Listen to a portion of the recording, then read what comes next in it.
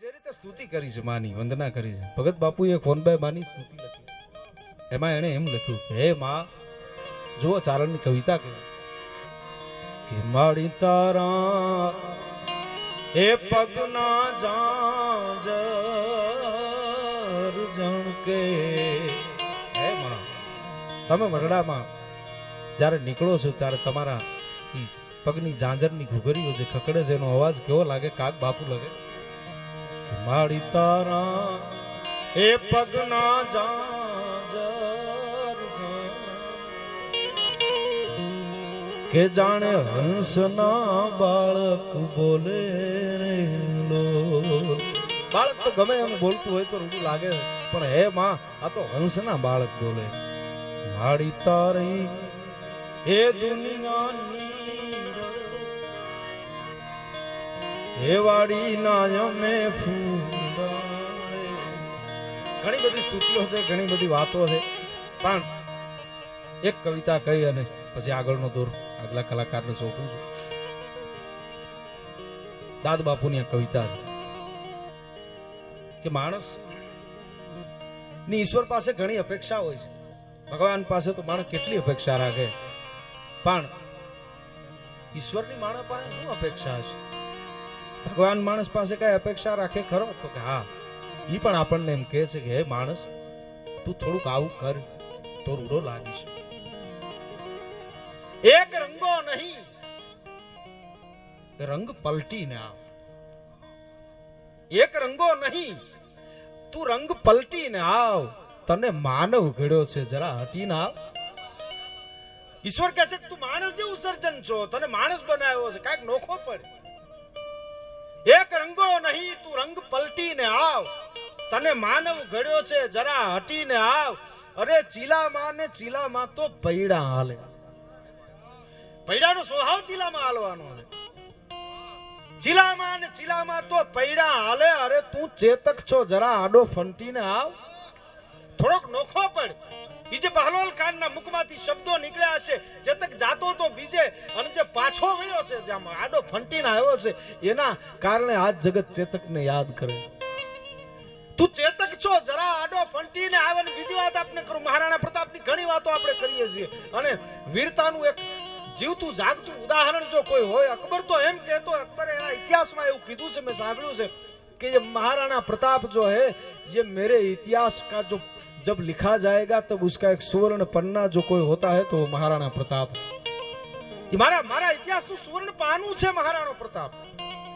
એક માણસ છે કચેરીમાં દાખલ થયો, એની જે કાંઈ અદબ જેમ બ્રિજરાજભાઈએ વર્ણન કર્યું એ અદબ સાથે એક માણસ દાખલ થઈ અને કીધું કે જહાપના આજ એવા સમાચાર લઈને આવ્યો છું કે આપની ખુશીનું કોઈ ઠેકાણું નહીં રહે. આપ રાજના રેડ થઈ જાવ એવા સમાચાર લઈને આવ્યો છું તો જલ્દી બોલી જાઓ. અને આ માણસ એમ કહે છે કે જહાંપના अब महाराणा प्रताप नहीं है, प्रताप अब जिंदा नहीं है. આ માણસની અપેક્ષા હતી અને આખી કચારીની અપેક્ષા હતી કે અકબરને આનાથી વધારે કોઈ ખુશી હોય જ ન શકે, કારણ કે માથાનો દુશ્મન છે. દુર્સાજી આઢાએ એમ લખ્યું છે કે માઈ હડા પુત્ર જણ છે હડો રાણ પ્રતાપ. હે માં એવા પુત્રને જન્મ આપ કે જે મહારાણા પ્રતાપ જેવો હોય. શું કામ? તો કે માઈ એહડા પુત્ર જણ જે હડો રાણ પ્રતાપ. અકબર ઊંઘતા હોજ પે જેમ સિરાણે સાપ કોઈ માણસ હૂતો હોય અને એની ઊંઘ ઉડે ને એની પથારી ઉપર એના મસ્તક ઉપર કોઈ હરફ છે ફેર ચડાવીને બેઠો હોય અને ઉઠેલા માણસની જે સ્થિતિ થાય એ પોણું હિન્દુસ્તાન જેના ખંભે હતું એ અકબરની તે કરી નાખી હતી. એટલે મહારાણા જેવા પુત્રની માગણી કરી છે. આ મહારાણા એના અવસાનની જ્યારે સમાચાર દીધા ત્યારે આખી કચારીને એમ હતું કે આ અકબર ઉછળી પડશે, હમણાં કૂદી પડશે. પણ ન અકબર હાલ્યા, ન એના ચહેરા ઉપર સ્મિત આવ્યું, નહીં માણસ કાંઈ બોલ્યો. ફક્ત એની આંખમાં બે આહુના દોરિયા ભરાણા. આખી કચારી જોવે, બે આંખમાં આમ આંખના દોરિયા ભરાણા. કોણ શું કહી શકે? કચારી છે સ્તબ્ધ થઈ ગઈ છે. એવે વખતે દુર્સાજી આઢા નામનો ચારણ એમ કહે છે કે જાપના મેં જાણતા, ये मैं जानता, તમારી આંખના આહુના બે જે ટીપા છે ને એને હું ઓળખું છું અને મને ખબર છે તમે શું કામ રોઈ રહ્યા છો. કારણ કે એક માણસ આ વિશ્વમાં એવો નીકળ્યો કે જેની ટેક તમે નો તોડાવી શકાય, એની ટેક હારે વયો ગયો, એનું તારી આંખમાં હું આવ્યું છે. એની ટેક તમે તોડાવી શક્યા નહીં. આખા હિન્દુસ્તાનમાં એક માણસ તમને એવો મળ્યો કે જેની પાઘડી તમારે નમાવવી હતી, બહુ મહેનત કરી, પણ એમાં તમે નિષ્ફળતા તમને મળી છે. એ નિષ્ફળતાના આ આંસુ છે. એક માણસ છે પોતાના ધર્મની સાથે ધર્મને બુલંદી ઉપર લઈ જઈ અને વયો ગયો, એના ધર્મને તમે હાનિ ન કરી શક્યા, એના આ આંસુ છે.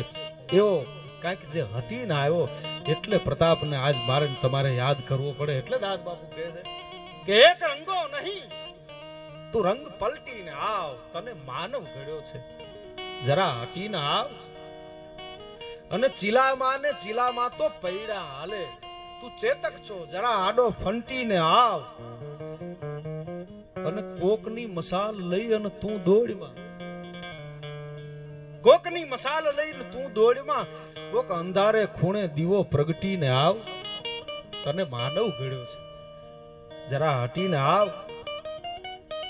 અને મોતી ચોકમાં પડ્યું છે, છુપાયું નથી. ઈશ્વર કહે છે આ દુનિયાનું કોઈ એવું રહસ્ય નથી કે જે માણસને નો સમજાય એવું હોય. મોતી ચોકમાં પડ્યું છે, છુપાયું નથી. દાદ કે હાચો હોતો હાચ વાટીને આવ. તને માનવ ઘડ્યો છે, જરા હટીને આવ. જે હટીને આવ્યા છે એના ઇતિહાસ રહ્યા છે, એની વાતો રહી છે, ઈ કવિઓની જીભે ચડ્યા છે. અને કવિઓની જીભે જે ચડ્યા છે એ બધા અમર થયા છે. અમર થવાની ઔષધિ હવ જાણે સંસાર, બાપલ કે બીજો નહીં, કાં કવિ અને કાં કીર્તાર. જેમાં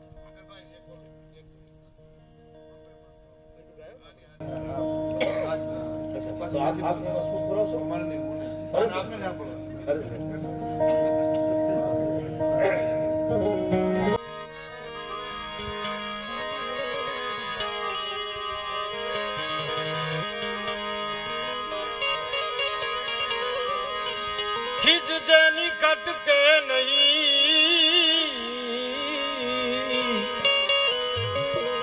ખીજ જેની કટકે નહીં, અને જેના રુદિયે કાયમ રીજ. હે ઈ માટડા વાળી માતની, અરે આવી સોનલ બીજ. એ ગમણા વરુડા વાળી, હજુ તને ભેળિયાળી, સોનલ માં ભૂકો પાડી, હજુ તને